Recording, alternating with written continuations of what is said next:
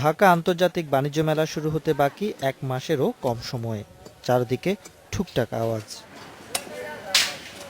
কোথাও চলছে ওয়েল্ডিং কিংবা ইটের গাঁথনি দিয়ে স্টল প্যাভিলিয়ন তৈরির কাজ। ক্রেতা দর্শকদের নজর কাড়তে আকর্ষণীয় স্টল প্যাভিলিয়ন তৈরিতে ব্যস্ত দেশি বিদেশি প্রতিষ্ঠানগুলো।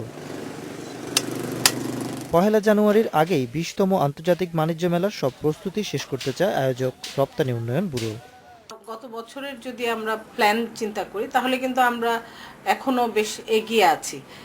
মেলার অগ্রগতি যদি আমরা হিসেব করে দেখি, তো আমরা ইনশাল্লাহ পহেলা জানুয়ারি থেকে আমাদের এটা নির্ধারিত আছে, আমরা সেটা উদ্বোধন করতে পারবো এবং তার সপ্তাহখানেক আগে আমাদের সব কমপ্লিট হয়ে যাবে।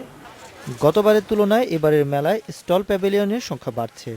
দেশি বিদেশি বিভিন্ন প্রতিষ্ঠান ও সংস্থার মোট ৫০৮টি স্টল থাকছে এবারের বাণিজ্য মেলায়। 14টা দেশ আমাদের পার্টিসিপেট করছে বিভিন্ন ক্যাটাগরিতে।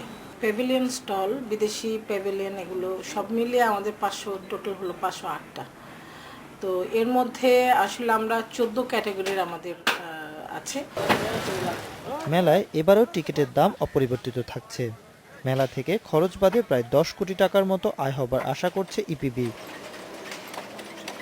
Ashraf Alam, independent news, Dhaka.